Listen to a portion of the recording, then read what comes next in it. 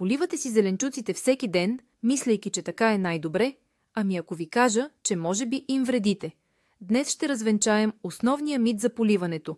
Ще научите колко често да поливате 5 различни групи зеленчуци. От всекидневно до само веднъж седмично. И да, ще бъдете изненадани. Много начинаещи градинари смятат, че колкото повече вода, толкова по-добре. Това е логично. Все пак водата е живот, нали така? Но всъщност правилното поливане е цяла наука. Твърде много вода, корените се задушават. Твърде малко, растенията увяхват. Как тогава да намерим златната среда? И ето къде е тайната. Не всички зеленчуци са еднакви. И така, нека започнем от самото начало. Кои са най-жадните сред зеленчуците ни? Това са вашите краставици и зеле. Тези култури са истински шампиони по консумация на вода. Защо ли? Краставицата се състои почти 95% от вода. За сочните и плодове е нужен постоянен приток на влага. Зелето с огромните си листа също изпарява много вода. За да образува плътна глава, то се нуждае от непрекъснато подаване на вода. Как да им осигурим идеални условия? Краставиците и зелето ще са щастливи, ако почвата около тях винаги е влажна, но не подгизнала. Представете си постоянно навлажнена гъба. В горещ слънчев ден това може да означава поливане почти всеки ден. Да, точно така. Особено ако растенията са засадени в лека почва. За краставиците е изключително важно горният слой на почвата да не пресъхва, тъй като кореновата им система е доста плитка. При липса на влага, плодовете им могат да станат горчиви. При зелето ситуацията е подобна, особено по време на формиране на главата. Недостатъчното поливане може да доведе до ронливи глави или изобщо до липсата им. Най-доброто време за поливане на тези култури е рано сутрин. Така водата успява да попие преди дневната жега, а листата изсъхват. Това намалява риска от гъбични заболявания. Поливайте директно в основата на стъблото, като се стараете да не мокрите листата, особено при краставиците. Помнете, тези култури обожават водата, но с мярка. Прекомерното поливане е също толкова опасно, колкото и недостатъчното. То може да доведе до загниване на корените. И така, за краставиците и зелето, редовно и достатъчно поливане. Само така ще отгледате силни растения и ще получите богата реколта. А сега да преминем към доматите и чушките. Те се нуждаят от умереност, никакво бързане. Вода, да, но без прекаляване. Тези култури не понасят излишна влага в корените. Корените им отиват надълбоко. Затова ежедневно поливане не им е необходимо. Напротив, по-рядкото, но обилно поливане стимулира корените да растат по-дълбоко. Това укрепва растенията. Как да разберете кога да поливате? Пъхнете пръст в почвата на дълбочина 2-3 см. Ако е сухо, значи е време. Поливайте обилно, за да достигне водата до по-дълбоките корени. Обикновено това е веднъж на 2-3 дни в жегата или веднъж на 4-5 дни в по-хладно време. Избягвайте резки промени във влажността, особено при доматите. След засуха, обилното поливане може да доведе до напукване на плодовете. Неравномерното поливане също причинява върхово гниене, тъмни петна по върха на домата. Това е свързано с нарушено усвояване на калция. Чушките също не обичат постоянна влага. Излишната вода причинява гниене на корените. Поливайте ги по същия начин. В корените обилно и винаги сутрин. Така водата ще се усвои, а листата ще изсъхнат. Представете си как доматеният храст с благодарност пие вода, но не стои в локва. Този баланс е ключът към здрава реколта от чушки и домати. А какво ще кажем за кореноплодните? Моркови, цвекло, картофи, те знаят как да чакат. Тези култури не обичат често и повърхностно поливане. Те имат нужда от рядко, но много обилно поливане, за да могат корените да потънат дълбоко, а не да останат на повърхността. Защо е така? Представете си дълъг корен на морков или цвекло.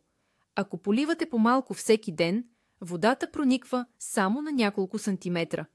В резултат на това, корените започват да се развиват хоризонтално, точно под повърхността. Те не отиват в дълбочина в търсене на влага. а това означава, че вашите кореноплоди ще бъдат дребни, криви и могат лесно да изсъхнат в горещо време. Затова, когато поливате моркови, цвекло или картофи, наливайте вода по-дълго и по-обилно. Оставете водата да попие в почвата на дълбочина до 20-30 см. Това стимулира корените да растат вертикално, дълбоко в земята. Резултатът – едри, прави и сочни кореноплоди, които понасят по-добре засушаване и се съхраняват по-дълго. Колко често да поливате? Обикновено е веднъж седмично, а понякога и по-рядко, ако времето е хладно или е валяло. Но когато поливате, правете го основно. Най-доброто време – отново сутрин, за да може земята хубаво да попие. Избягвайте поливането през деня в жегата. По-голямата част от водата просто ще се изпари. Мислете за това, колко дълбоко растат корените им и ще разберете защо е важно да напоявате земята на добра дълбочина. Това е вашият секрет за отглеждане на рекордни кореноплоди. Преминаваме към бобовите култури – грах и фасол. За тях е важна стабилността при поливането. Не прекалено често, но редовно. Както много други растения, те не обичат крайности, нито пълно изсушаване, нито подгизване. Грахът и фасолът изискват постоянна, но умерена влажност. Представете си красиви, поддържани лехи с грах, които не са подгизнали от вода, но и не са изсъхнали. Те се чувстват най-добре, когато почвата е приятно влажна.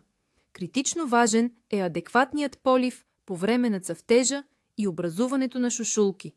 Недостигът на вода в този период може да доведе до окапване на цветовете или формиране на кухи, празни шушулки.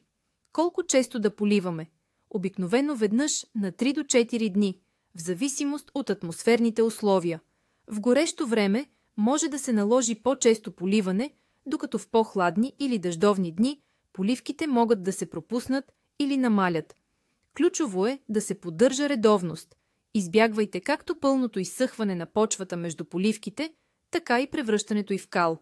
Поливайте бобовите култури в основата директно към корените. Стремете се да не мокрите листата, за да предотвратите развитието на гъбични заболявания. Както обикновено, ранната сутрин е най-подходящото време за поливане. Това позволява на растенията да усвоят водата преди настъпването на дневната жега.